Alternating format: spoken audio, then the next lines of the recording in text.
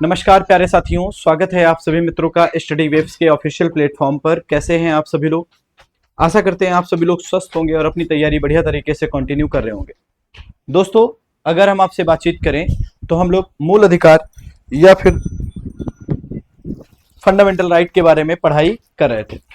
और मूल अधिकारों के बारे में अगर हम आपसे बातचीत करें तो हम लोगों ने आर्टिकल 12, 13, 14, 15 और 16 में अगर हम आपसे बातचीत करें तो जहां तक मुझे याद है हमने आर्टिकल 16 क्लॉज 4 के बारे में कल की क्लास में डिस्कस किया था, है ना। Article 16 clause 4। और आर्टिकल 16 क्लॉज 4 कहता क्या है, अगर हम इसके बारे में आपसे बातचीत करें तो जरा सोचिएगा इसके बारे में। यह कहा जाता है कि जो राज्य है वो पिछड़े वर्गों की उन्नति के लिए क्या कर सकता है, कुछ प्रावधान कर सकता है। मतलब अगर हम इसकी बातचीत करें तो राज्य नागरिकों के पिछड़े वर्ग के लिए विशेष प्रावधान कर सकता है। राज्य नागरिकों के पिछड़े वर्ग के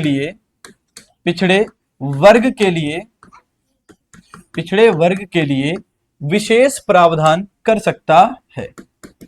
विशेष प्रावधान कर सकता है। और पूरी आपने कहानी सुनी, कैसे काका कालेलकर आयोग बना, फिर हमने कहा मंडल आयोग बना, फिर आपने देखा कि 1990 में कैसे basically 27% reservation OBC other backward classes को दिया गया। और फिर आपने देखा कैसे 1991 में आपने देखा कि किस तरीके से बेसिकली आर्थिक रूप से पिछड़े वर्गों के लिए 10% अलग से रिजर्वेशन की व्यवस्था की गई, जिसको बाद में सुप्रीम कोर्ट ने रद्द कर दिया। अब इसी में आर्टिकल 16 क्लॉज 4A आप पढ़ चुके हो। और अगर हम आपसे बातचीत करें तो आर्टिकल 16 क्लॉज 4A क्या कहता है।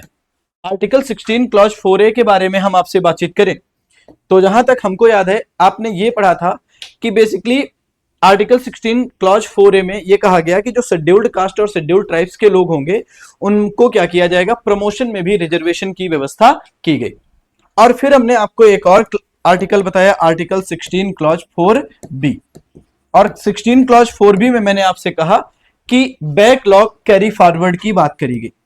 बैकलॉग कैरी फॉरवर्ड की बात करी गई। और इसका मतलब क्या था?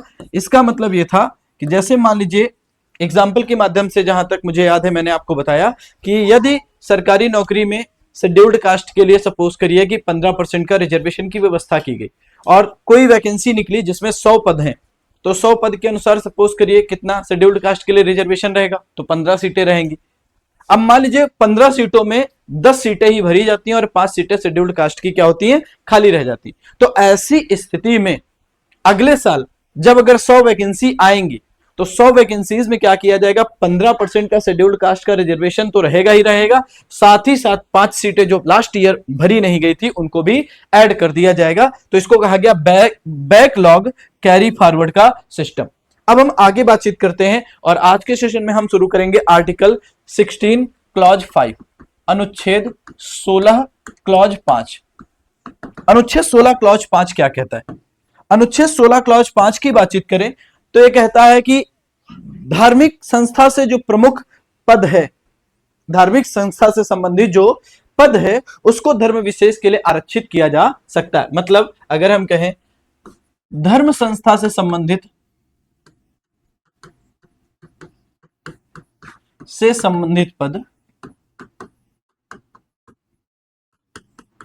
पदों को धर्म विशेष के लिए क्या किया जा सकता है, आरक्षित किया जा सकता है।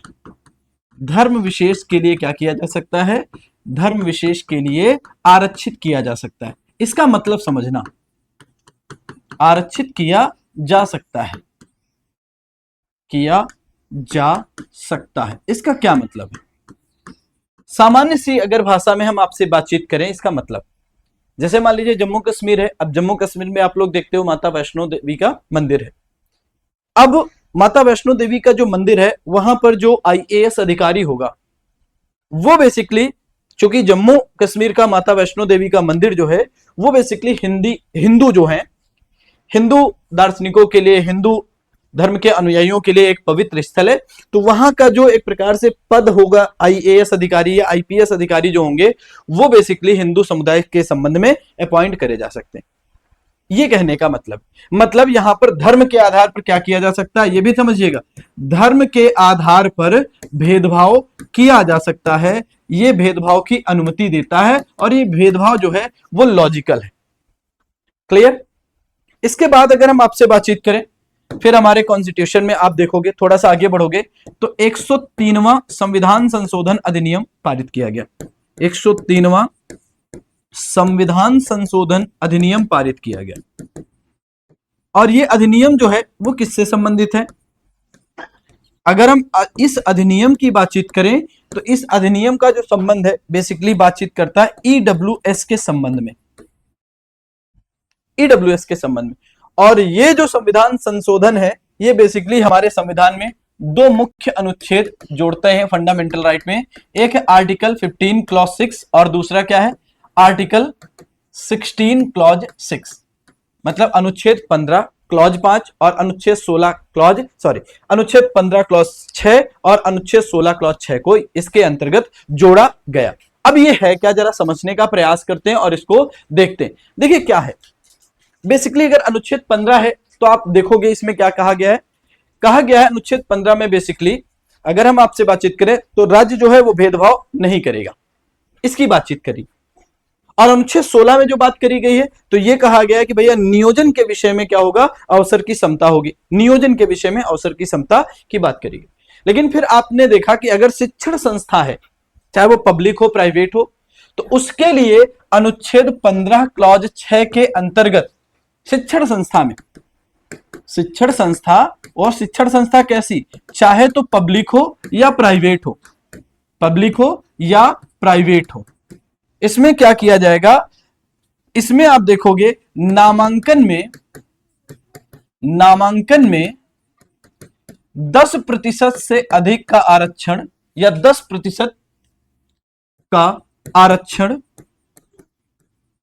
आरक्षण किसके लिए किया गया, ईडब्ल्यूएस के लिए किया गया, ईडब्ल्यूएस के लिए किया गया। अब यहीं पर समझना मैक्सिमम हो सकता है, मैक्सिमम कितना ईडब्ल्यूएस को रिजर्वेशन दिया जा सकता है, 10% का रिजर्वेशन दिया जा सकता है। अब यहीं पर थोड़ी सी और बात आप समझने का प्रयास करिएगा।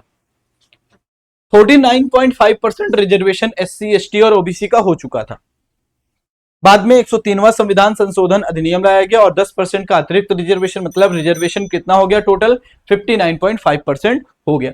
तो ऐसी स्थिति में प्रश्न यह उठा कि भैया ईडब्ल्यूएस कौन होगा, तो ईडब्ल्यूएस के बारे में कहा गया ईडब्ल्यूएस का जो निर्धारण है वो राज्य सरकार के द्वारा किया जाएगा। स्टेट गवर्नमेंट कौन करे, स्टेट गवर्नमेंट क्या करेगी, राज्य सरकार ईडब्ल्यूएस का निर्धारण करेगी। और जो बच्चे, जो लोग ईडब्ल्यूएस से बिलोंग करेंगे उनको 10% सीटें मैक्सिमम आरक्षित करी जा सकती हैं। कहां पर, बेसिकली कहां पर, तो हम कहेंगे सरकारी व निजी संस्थाओं में। लेकिन इसके अपवाद के बारे में बातचीत करें तो अल्पसंख्यक जो शिक्षा संस्था होगी, अल्पसंख्यक जो शिक्षा संस्था होगी, वहां पर अगर देखोगे अल्पसंख्यक शिक्षा संस्था में यह लागू नहीं होगा, यह लागू नहीं होगा, यह लागू नहीं होगा। तो कहां पर लागू नहीं होगा, अल्पसंख्यक शिक्षा संस्था में आर्टिकल 15 क्लॉज 6 के अंतर्गत प्रदान किया गया जो रिजर्वेशन है उसको लागू नहीं किया जा सकता है। बाकी पब्लिक और प्राइवेट जो एंटिटी होंगी, जो एजुकेशनल बॉडी होंगी, वहां पर बेसिकली शिक्षा संस्था में आरक्षण की बात कर दी गई। ठीक, अब आर्टिकल 16 क्लॉज 6 क्या कह रहा है, अनुच्छेद 16 क्लॉज 6 क्या कह रहा है, आर्टिकल 16 क्लॉज 6 क्या कह रहा है। तो भाई आर्टिकल 16 का संबंध है नियोजन में अवसर की समता से, नियोजन का मतलब रोजगार में अवसर की समता से। तो यहां पर जो बात करी जाएगी, अगर हम इसके बारे में आपसे बात करें तो रोजगार के संबंध में होगी। तो ये कहा गया कि भैया ईडब्ल्यूएस के लिए 10% अधिकतम या अधिकतम 10% का आरक्षण, 10% का आरक्षण ईडब्ल्यूएस के लिए अधिकतम 10% का आरक्षण कहां पर रहेगा, लोक नियोजन में रहेगा। लोक नियोजन मतलब नौकरी, सरकारी नौकरी में क्या रहेगा, में रहेगा। ये व्यवस्था की गई किसके अंतर्गत? आर्टिकल 16 क्लॉज 6 के अंतर्गत ये वाली व्यवस्था हमारी की गई। चलिए यहां तक तो हम आ गए। आर्टिकल 16 मतलब सिंपल सी बात है, तो ये सेवा के क्षेत्र में आरक्षण हो गया, और आर्टिकल 15 क्लॉज 6 का संबंध शैक्षिक संस्था में आरक्षण से संबंधित हो गया। ठीक, तो चलते हैं हम आगे। अब सिंपल सी बात समझिएगा, आर्टिकल 16 क्लॉज 6 के बारे में बातचीत करें तो ईडब्ल्यूएस का निर्धारण कौन करेगा? राज्य सरकार करेगी। कौन करेगा? राज्य सरकार करेगी। ठीक है, इसके साथ साथ मतलब राज्य करेगा। ईडब्ल्यूएस का निर्धारण कौन करेगा? राज्य करेगा, स्टेट करेगा, राज्य करेगा। अब यहीं पर ध्यान समझना, कह रहे हैं कि भैया ईडब्ल्यूएस में कौन कौन शामिल होगा, ईडब्ल्यूएस के अंतर्गत कौन कौन शामिल होगा। ईडब्ल्यूएस के बारे में अगर हम बातचीत करें तो ईडब्ल्यूएस में वो शामिल होगा जिसकी परिवार की जो वार्षिक आय है वो 8 लाख रुपए से कम हो। 8 लाख रुपए से अगर वार्षिक आय कम है तो उसको हम ईडब्ल्यूएस के अंतर्गत क्या करेंगे? मान सकते। इसके साथ साथ यह भी कहा गया कि कुछ जमीन के भी आंकड़े रखे गए। जमीन के आंकड़ों में अगर हम आपसे बातचीत करें, कहा गया कि भैया जिसके पास 5 एकड़ से अधिक की अगर कृषि योग्य भूमि है तो वो ईडब्ल्यूएस में नहीं आएगा। फिर यह कहा गया कि भैया जिसके पास 1000 वर्ग फीट से अधिक का क्या है? मकान है, वो भी ईडब्ल्यूएस में नहीं आएगा। यह कहा गया यदि उसके पास किसी अधिसूचित नगरपालिका क्षेत्र में क्या कहा गया कि भैया 100 गज या अधिक का फ्लैट है तो वो भी ईडब्ल्यूएस में नहीं आएगा। क्लियर हो गया? तो ईडब्ल्यूएस का निर्धारण कौन करेगा? तो ईडब्ल्यूएस का निर्धारण राज्य के द्वारा किया जाएगा। निर्धारण स्टेट के द्वारा, राज्य के द्वारा किया जाएगा। ठीक, और 103वां किया जाएगा। 103वां संविधान संशोधन अधिनियम कब आया? तो 103वें संविधान संशोधन अधिनियम के बारे में बातचीत करें तो बेसिकली ये कब आ रहा है? तो हम कहेंगे ये आप देखोगे तो 2019 में ये आ रहा है आपका, 2019 में इसको क्या किया जा रहा है? लाया जा रहा है। ठीक है, चलिए अब हम आगे चलते हैं और आगे हम क्या पढ़ेंगे? आर्टिकल 17 के बारे में पढ़ेंगे। और आर्टिकल 17 क्या कहता है? अनुच्छेद 17 कहता है अस्पृश्यता अनटचेबिलिटी विधि के अनुसार एक दंडनीय अपराध होगा। मतलब अगर हम सिंपल सी भाषा में बात करें, पहले तो समझिए क्या कह रहे हैं। आर्टिकल 17 क्या कह रहा है? आर्टिकल 17 कह रहा है अस्पृश्यता विधि के अनुसार एक दंडनीय अपराध, विधि के अनुसार एक दंडनीय अपराध, एक दंडनीय अपराध होगी, दंडनीय अपराध होगी। अब प्रश्न उठता है कि सर अस्पृश्यता क्या है? अस्पृश्यता क्या है? संविधान में क्या इसके बारे में, हमारे कॉन्स्टिट्यूशन में इसके बारे में कोई उल्लेख किया गया? जी नहीं, बिल्कुल नहीं किया गया। संविधान में क्या इसके बारे में कोई उल्लेख किया गया? बिल्कुल भी इसके बारे में कोई उल्लेख नहीं किया गया। दंड क्या होगा? मतलब पहले अस्पृश्यता क्या है और दंड क्या होगा? दंड क्या होगा? क्या इसके बारे में कोई उल्लेख किया गया है? जी नहीं। तो हमारे संविधान में इसके बारे में कोई उल्लेख नहीं है। संविधान में उल्लेख नहीं है, उल्लेख नहीं। अब ध्यान समझना, संविधान में इसके बारे में उल्लेख ही नहीं। फिर संसद ने एक अधिनियम 1955 में 1955 में पारित किया जिसको हम कहते हैं अस्पृश्यता निवारण अधिनियम। क्या नाम है? अस्पृश्यता निवारण अधिनियम, निवारण अधिनियम 1955। अस्पृश्यता निवारण अधिनियम 1955 ये क्या कह रहा है जरा देखते हैं इसके बारे में। अस्पृश्यता निवारण अधिनियम के बारे में बातचीत करें तो बेसिकली 1976 में इसका नाम बदलकर क्या कर दिया गया? नागरिक अधिकार संरक्षण अधिनियम कर दिया गया। 1976 में इसका नाम बदलकर नागरिक अधिकार संरक्षण अधिनियम कर दिया गया। नागरिक अधिकार संरक्षण अधिनियम कर दिया गया, अधिनियम कर दिया गया। और बेसिकली इसी में अस्पृश्यता के बारे में बताया गया है। इसी इसी में क्या किया गया, मतलब ये संसद का क्या है, एक अधिनियम है और इसी में अस्पृश्यता के बारे में उल्लेख किया गया है। क्या उल्लेख किया गया जरा समझिएगा। कह रहे हैं कि संसद ने कानून बनाकर क्या किया, अस्पृश्यता का अर्थ बताया है। संसद ने कानून बनाकर अस्पृश्यता का अर्थ बताया है। कानून बनाकर अस्पृश्यता का अर्थ, अस्पृश्यता का अर्थ बताया है। क्या बताया जरा सोचिए। बेसिकली यह कहा गया है कि शेड्यूल्ड कास्ट के किसी व्यक्ति के साथ, ध्यान सुनिएगा, यहां पर अनुसूचित जाति शब्द का इस्तेमाल हुआ गया कि भैया शेड्यूल्ड कास्ट के किसी व्यक्ति के साथ उसकी जाति को आधार बनाकर भेदभाव करना। क्या कहा गया है, शेड्यूल्ड कास्ट के किसी व्यक्ति के साथ, किसी व्यक्ति के साथ उसकी जाति को आधार बनाकर, उसकी जाति को आधार बनाकर भेदभाव करना,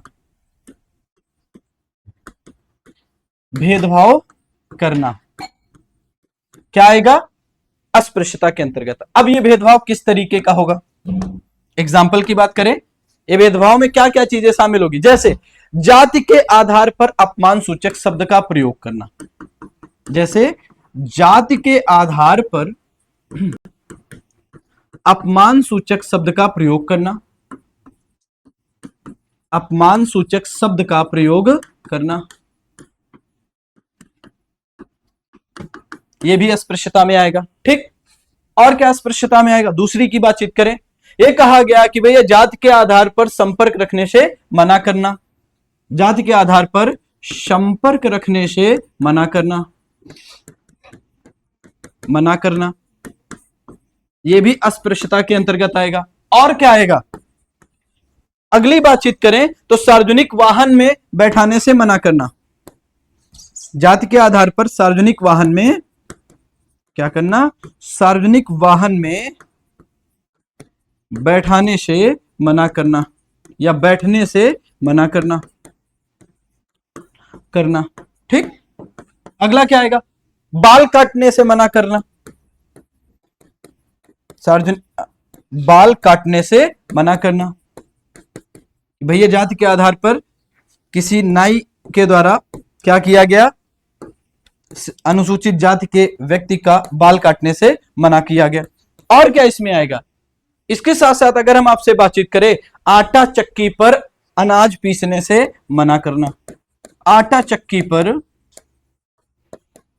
अनाज पीसने से मना करना, यह भी अस्पृश्यता में आएगा, अनाज पीसने से मना करना। और क्या आएगा, इसके साथ साथ अगर हम बातचीत करें अस्पृश्यता में क्या आएगा, तो हम कहेंगे भैया इतिहास, दर्शन, धर्म के आधार पर उसकी जाति को आधार बनाकर भेदभाव करना, मतलब इतिहास के आधार पर। अगला जो पॉइंट है कौन सा है, 6 नंबर सॉरी, इतिहास, दर्शन, धर्म के आधार पर, इतिहास, दर्शन, धर्म के आधार पर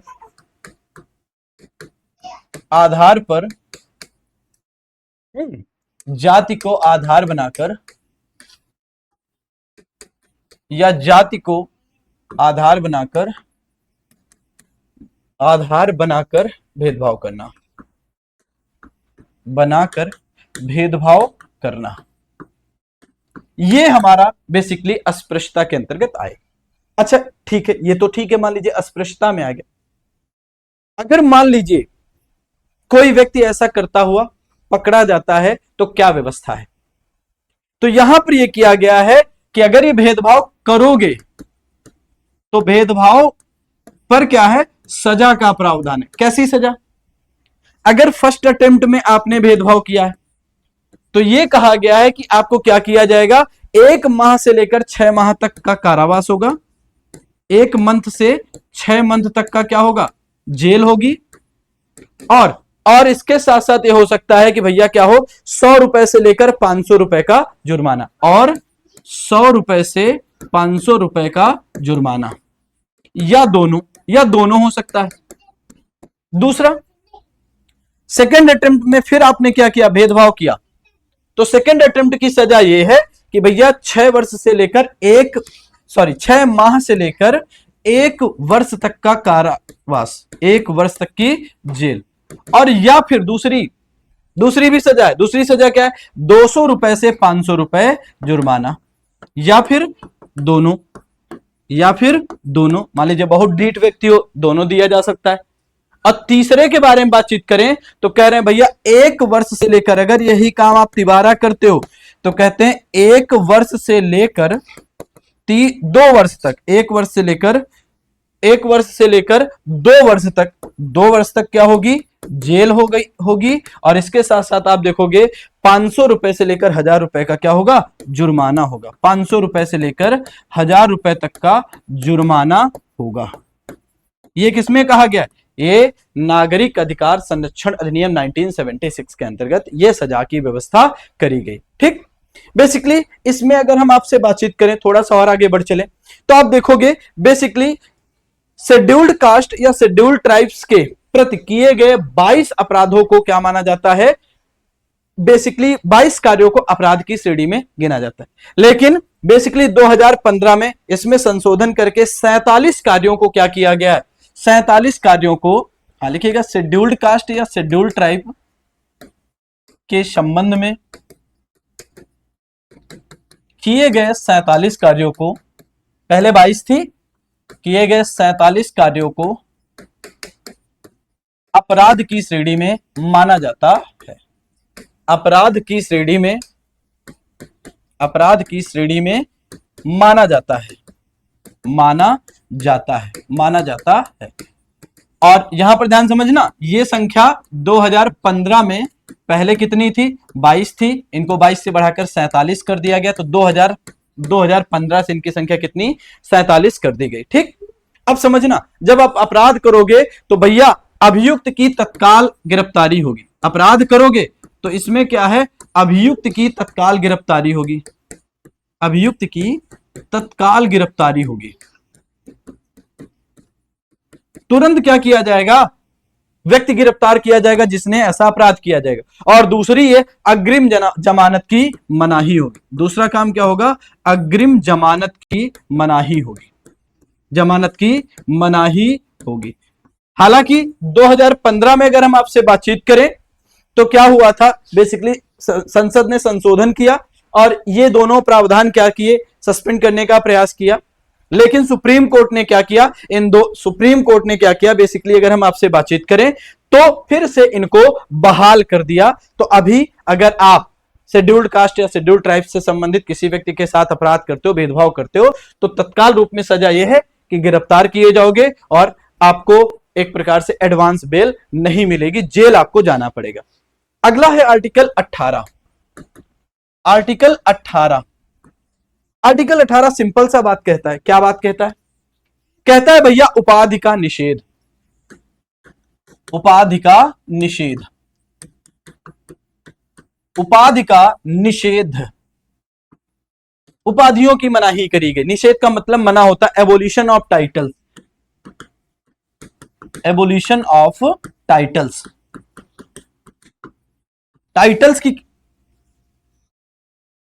एबोल्यूशन क्या कर रहे हैं, उपाधि का निषेध किया गया है, एबोल्यूशन ऑफ टाइटल्स की गई है ना। अब यहीं पर ध्यान समझना, आगे बातचीत करते हैं, थोड़ी सी समझने का प्रयास करिए। देखिए इसके संबंध में कहा गया, राज्य कोई उपाधि नहीं देगा, बस इसके 2 अपवाद होंगे। मतलब इसमें 4 प्रावधान। कितने प्रावधान इसके हैं, 4 प्रावधान। तो प्रावधान नंबर 1 क्या है, प्रावधान नंबर 1 की बातचीत करें, राज्य कोई उपाधि नहीं देगा, कोई उपाधि नहीं देगा, इसके 2 अपवाद हैं। 2 अपवाद हैं। कौन कौन से अपवाद हैं, अपवाद नंबर 1 की बातचीत करें तो राज्य क्या कर सकता है, शैक्षिक उपाधि दे सकता है और सैनिक उपाधि दे सकता है। शैक्षिक उपाधि क्या हो सकती है, दी जा सकती है, और सैन्य उपाधियां दी जा सकती है, सैनिक उपाधियां दी जा सकती है। बाकी सारी उपाधियां राज्य कुछ भी नहीं देगा। ठीक, दूसरा प्रावधान नंबर 2 इसका क्या है, प्रावधान नंबर 2 के बारे में बातचीत करें तो प्रावधान नंबर 2 क्या कह रहा है? प्रावधान नंबर 2 कह रहा है भारतीय नागरिक विदेशी राज्य से उपाधि नहीं लेगा। भारतीय नागरिक विदेशी राज्य से उपाधि नहीं लेगा। विदेशी राज्य से उपाधि नहीं लेगा। मना किया गया है कि जो भारतीय होगा, भारतीय नागरिक विदेशी राज्य से उपाधि नहीं लेगा। प्रावधान नंबर 3, प्रावधान 3 में क्या व्यवस्था की गई?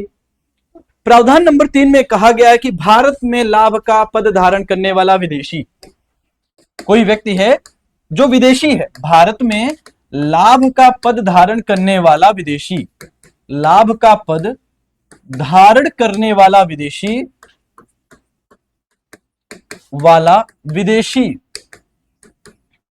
अन्य देश से क्या कर सकता है? अन्य देश से या विदेश से उपाधि ले सकता है, उपाधि ले सकता है, लेकिन राष्ट्रपति की अनुमति आवश्यक, लेकिन राष्ट्रपति की अनुमति से, राष्ट्रपति की अनुमति से। मतलब अगर राष्ट्रपति की अनुमति नहीं ली गई है तो विदेशी भी जो भारत में लाभ का पद धारण करता है वह भी एक प्रकार से अन्य देश से उपाधियां नहीं लेगा।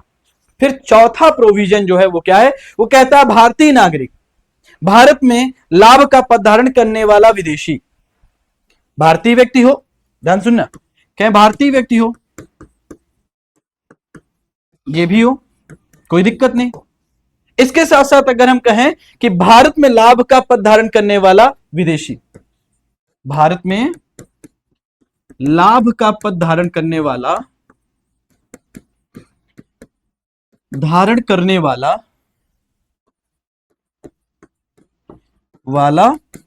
विदेशी, दोनों क्या कर सकता है भैया? पद भी ले सकता है, लाभ भी ले सकता है, उपहार भी ले सकता है, लेकिन राष्ट्रपति की अनुमति आवश्यक। मतलब पद ले सकता है, लाभ ले सकता है, ठीक है, उपाधि ले सकता है, लेकिन इसके लिए क्या जरूरी है? राष्ट्रपति की अनुमति आवश्यक। राष्ट्रपति की अनुमति से, बिना राष्ट्रपति की अनुमति से कोई भारतीय, कोई विदेशी जो भारत में लाभ का पद धारण करता है अन्य राष्ट्र से उपाधियां नहीं लेगा। अब यहां पर एक विवाद हुआ, जैसे बातचीत करें 1954 में आप देखोगे तो भारत में भारत रत्न, पद्म विभूषण, पद्म श्री और इस तरीके के पद्म भूषण जैसे सम्मान देना शुरू किए गए। तो दो क्लासिफिकेशन आ गए। 1954 में, 1954 में भारत में भारत रत्न,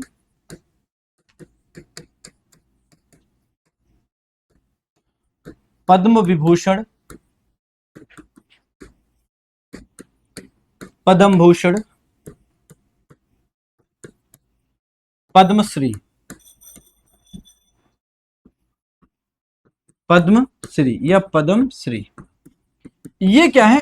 ये सम्मान देने शुरू किए गए। तो सम्मान देने शुरू किए गए तो सुप्रीम कोर्ट में एक मुकदमा हो गया। हालांकि इसका जेबी कृपलानी ने विरोध किया था और आप देखोगे इन सम्मान को क्या किया गया 1978 में जनता पार्टी सरकार के द्वारा में इनको क्या किया गया? इनको समाप्त कर दिया गया। समाप्त कर दिया गया, जनता पार्टी ने क्या किया? समाप्त कर दिया। लेकिन फिर 1980 में कांग्रेस आती है और 1980 में इनको पुनः क्या किया गया? पुनः देना प्रारंभ कर दिया गया, प्रारंभ कर दिया गया। अब इस मुद्दे को लेकर विवाद हुआ, क्योंकि एक बार बंद हो रहा है, एक बार क्या हो रहा है? दिया जा रहा है। तो ऐसी स्थिति में एक केस हो रहा है 1996 में, जिसको आप कह रहे हो बालाजी राघवन केस 1996। एक केस हो रहा है जिसको आप कह रहे हो बालाजी राघवन केस, राघवन केस 1996। अब ये क्या केस है, जरा मुद्दा सुनिएगा। तो सुप्रीम कोर्ट या न्यायालय का जो डिसीजन आया वो क्या है? कह रहे उपाधियां जो हैं वो अच्छी नहीं है, उपाधियां खराब हैं, बैड हैं, बुरी हैं। और जब खराब हैं तो ऐसी स्थिति में हम क्या करेंगे, तो हम कहेंगे भैया इनको नहीं देना चाहिए। लेकिन दूसरा है सम्मान। सम्मान का मतलब अवार्ड, सम्मान, जैसे पद्मश्री, भारत रत्न, पद्म विभूषण, पद्मश्री, ये अच्छे हैं, ये अच्छे हैं, तो इनको क्या किया जा सकता है, इनको कंटिन्यू किया जा सकता है, इनको दिया जा सकता है। तो बेसिकली भारत में जो सम्मान है, जो पद्मश्री, पद्म विभूषण, पद्म भूषण है ना, भारत रत्न जैसे सम्मान है, इनको दिया जा सकता है, इनको दिया जा सकता है। ठीक है, क्लियर हो गया। चलिए अब हम आगे चलते हैं और आर्टिकल 19 पढ़ते हैं, अनुच्छेद 19 पढ़ते हैं, आर्टिकल 19। आर्टिकल 19 देखो ध्यान समझना, आर्टिकल जो 19 है, अगर हम इसकी बातचीत करें तो आप देखोगे भारत में, अगर आप देखोगे तो फंडामेंटल राइट की सूची में दूसरा अधिकार है, सेकंड राइट है। पहला अधिकार समता का अधिकार, आपने पढ़ लिया, पिछले 2-3 दिनों से यही पढ़ रहे हैं। और सेकंड राइट जो है वो क्या कह रहा है, स्वतंत्रता का अधिकार। और स्वतंत्रता का अधिकार कहां से कहां तक चलता है,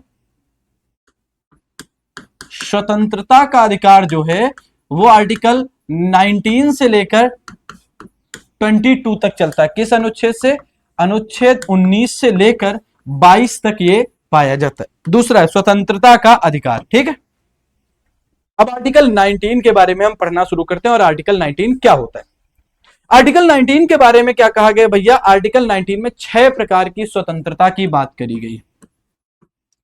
6 प्रकार की स्वतंत्रता की बात की गई है।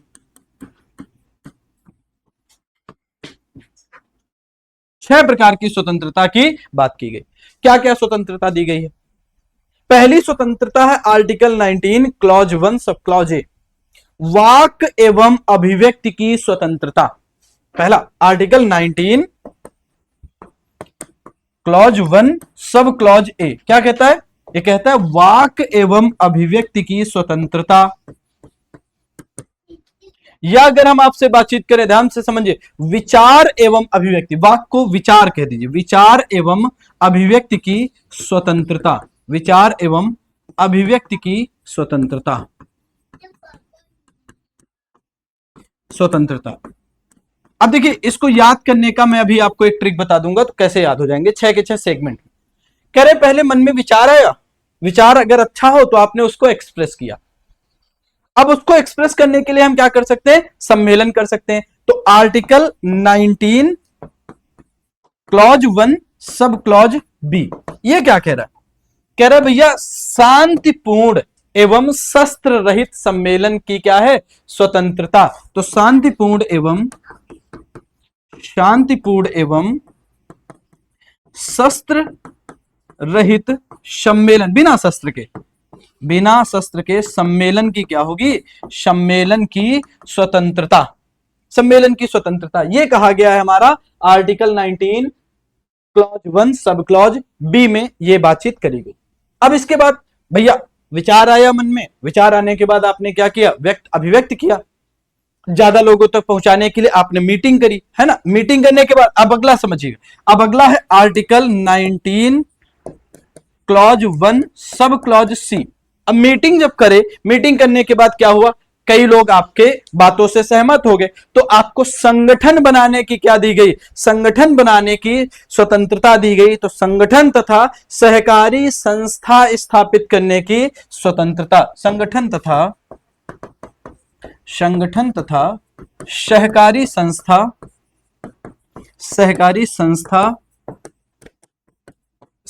संस्था स्थापित करने की स्वतंत्रता,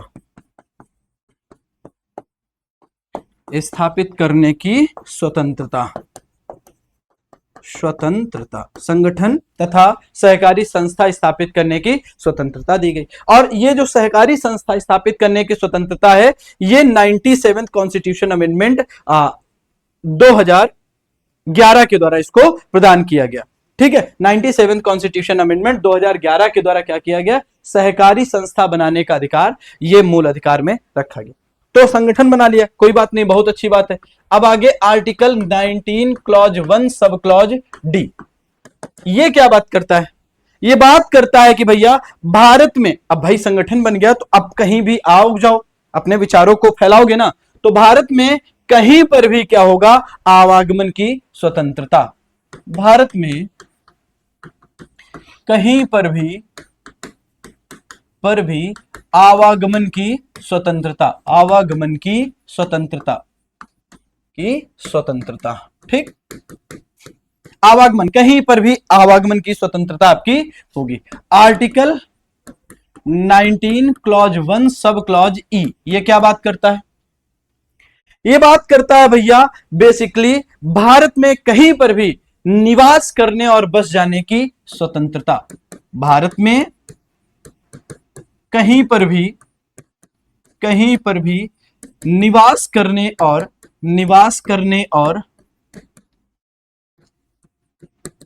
बस जाने की स्वतंत्रता,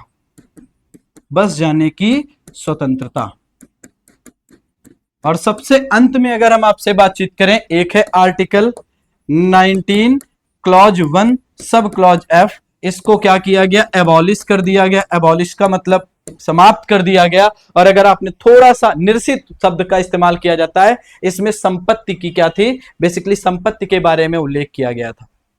और इसी अधिकार को आर्टिकल 31 के साथ जोड़ के दोनों को आर्टिकल 300 का में डाल दिया गया, तो बेसिकली संपत्ति का अधिकार मूल अधिकारों की श्रेणी से बाहर हो गया।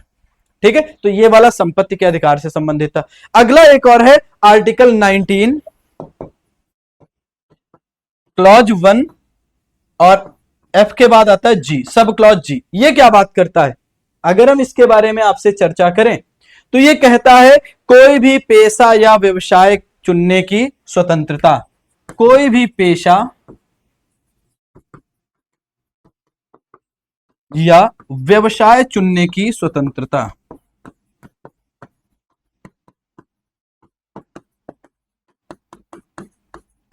ये बातचीत करी गई है फंडामेंटल राइट आर्टिकल नंबर 19 में। आर्टिकल 19 इतनी बात करता है। क्या ये निरपेक्ष? नहीं, सब पर कुछ ना कुछ अंकुश लगाए जा सकते। पहले पर विचार एवं अभिव्यक्ति की स्वतंत्रता पर जो सीमा है वो क्या कहती है? कहते हैं भैया भारत की संप्रभुता और अखंडता प्रभावित नहीं होनी चाहिए, नहीं तो आपको बोलने और एक्सप्रेस करने की स्वतंत्रता जो होगी उसको क्या किया जाएगा? रोका जाएगा। दूसरा, राज्य की सुरक्षा इंपॉर्टेंट है, लोक व्यवस्था बना रहे, सदाचार बना रहे, न्यायालय की अवमानना नहीं करनी है, मानहानि नहीं करनी है, और अपराध करने के लिए किसी व्यक्ति को उकसाना नहीं है। इन चीजों पर क्या होगा? विचार एवं अभिव्यक्ति की स्वतंत्रता पर सीमाएं। शांतिपूर्ण एवं शस्त्र रहित सम्मेलन पर कौन सी सीमाएं लगी हुई? तो शांतिपूर्ण एवं शस्त्र रहित सम्मेलन पर दो प्रकार की प्रमुख क्या लगी हुई सीमाएं लगाई गई। पहला क्या है कि भैया भारत की संप्रभुता और अखंडता प्रभावित नहीं होनी चाहिए, कि आप मीटिंग करो और मीटिंग में क्या है? भारत की संप्रभुता और अखंडता को चुनौती दो, तो ऐसे में आपको यह अधिकार छीन लिया जाएगा। और एक और है सदाचार बना रहे या लोक व्यवस्था, जो पब्लिक ऑर्डर है वो मेंटेन रहे। कहीं तो ऐसे नहीं कि आप भड़का दो पूरी जनता को, तो सरकार के प्रति क्या हो? विरोध उत्पन्न हो जाए। तो लोक व्यवस्था दो, पहला भारत की संप्रभुता और अखंडता, और दूसरा लोक व्यवस्था। फिर संगठन तथा सहकारी संस्था स्थापित करने की स्वतंत्रता, यह भी असीमित नहीं, इस पर भी युक्त निर्बंधन लगे। कौन से निर्बंधन लगे हैं? तो निर्बंधन नंबर 1 भारत की संप्रभुता तथा अखंडता, निर्बंधन नंबर 2 लोक व्यवस्था, निर्बंधन नंबर 3 सदाचार मेंटेन करके रखना। अगली बातचीत करें, अगला article 19 clause 1 sub clause D, कह रहे भारत में कहीं पर भी आवागमन की स्वतंत्रता। बिल्कुल आइए जाइए, कोई समस्या नहीं, लेकिन आपको पता आर्टिकल 19 जो है विदेशियों को प्राप्त नहीं है, लेकिन आपको भी क्या किया जा सकता है? आपको भी ये बेसिकली रोका जा सकता है। जैसे मान लीजिए जनहित या सार्वजनिक हित के संबंध में आपको कहीं पर जाने से रोका जा सकता है। मान लीजिए आप पब्लिक पर्सनालिटी हो गए, आपके जानने से, आपके वक्तव्यों से क्या हो सकता है? जनता एक प्रकार से उग्र हो सकती है, तो पुलिस क्या हो सकती है? लोक व्यवस्था बनाए रखने के संबंध में आपकी आवागमन की स्वतंत्रता पर निर्बंधन लगाए जा सकते हैं। और इसके साथ साथ अगर हम बातचीत करें तो कोई अनुसूचित जनजाति के संबंध में क्षेत्र है, वहां पर भी आपको आवागमन से रोका जा सकता है। फिर भारत में कहीं भी निवास करने या बस जाने की स्वतंत्रता, इस पर की बातचीत करें तो आप देखोगे आवागमन और बेसिकली क्या कहें, भारत में कहीं भी निवास करने और बस जाने की स्वतंत्रता की बातचीत करें तो सार्वजनिक हित या जनहित होना चाहिए, और दूसरा अनुसूचित जाति के क्षेत्र में निर्बंधन लग सकता है, बेसिकली रोका जा सकता है। और कोई भी पेशा या व्यवसाय करने की सीमाएं, बेसिकली राज्य किसी पेशे या व्यवसाय के लिए तकनीकी योग्यताएं निर्धारित कर सकता है। राज्य किसी पेशे या व्यवसाय के लिए कुछ तकनीकी योग्यताएं क्या कर सकता है, निर्धारित कर सकता है। और दूसरा, राज्य के पक्ष में किसी व्यवस्था में एकाधिकार का भी सृजन किया जा सकता है। तो हर फ्रीडम ऑफ एक्सप्रेशन पर क्या है, एक प्रकार से कुछ ना कुछ प्रतिबंधन लगे हुए। और इसी के अंतर्गत अगर हम कहें तो अभिव्यक्ति की स्वतंत्रता में लिखित स्वतंत्रता, मौखिक स्वतंत्रता और इसके साथ साथ बातचीत करें हाव भाव के द्वारा स्वतंत्रता का अधिकार दिया गया है। तो एक केस आया अभिव्यक्ति की स्वतंत्रता को लेकर, Indian express case versus Bharat संघ केस, और यह केस है 1985 का। और सुप्रीम कोर्ट का वर्डिक्ट आया कि भैया क्या है, लिखित जो एक प्रकार से अभिव्यक्ति होगी, मौखिक अभिव्यक्ति होगी और हाव भाव के द्वारा जो अभिव्यक्ति होगी। लिखित का मतलब जैसे, लिखित का मतलब पेपर हो गया, पुस्तकें हो गए, पत्र हो गए। मौखिक का मतलब हो गया टीवी हो गया, रेडियो हो गया, और इसके साथ साथ हाव भाव के द्वारा का मतलब हो गया जैसे फिल्में या नाटक। तो इसको क्या किया गया है, प्रभावशाली अभिव्यक्ति का एक मेथड माना गया है और इनको अभिव्यक्ति की स्वतंत्रता का अधिकार प्रदान किया गया है। इसी तरीके से आर्टिकल 370 को जब हटाया गया, जम्मू कश्मीर के विशेष प्रावधान को जब एबॉलिश किया गया राष्ट्रपति के आदेश से, तो ऐसी स्थिति में वहां पर एक केस हुआ जिसको हम कहते हैं गुलाब नबी आजाद केस 2019। बेसिकली लंबे समय तक वहां पर डिस्टरबेंस चल रहा था, तो इंटरनेट की व्यवस्था को केंद्र सरकार ने सस्पेंड कर दिया था। तो ऐसी स्थिति में सुप्रीम कोर्ट ने कहा कि भैया वर्तमान समय में इंटरनेट, यानी कि अगर हम कहें तो इंटरनेट कनेक्टिविटी आपका अभिव्यक्ति की स्वतंत्रता के अंतर्गत आता है। तो इंटरनेट की जो पहुंच है वो भी आपका फंडामेंटल राइट हो गया, और किसके अंतर्गत, आर्टिकल 19 के अंतर्गत। ठीक है, तो ये हमारा आर्टिकल 19 है। हमने इसको तेजी के साथ आज पढ़ाने का प्रयास किया। आशा करते हैं सेशन समझ में आया होगा। आप सभी लोगों को सेशन लाइक करना है, शेयर करना है, सब्सक्राइब करना है, और हमारे टेलीग्राम चैनल से जुड़ने के लिए GK GS by Sudhanshu sir को आप क्या कर सकते हैं, ज्वाइन कर सकते हैं।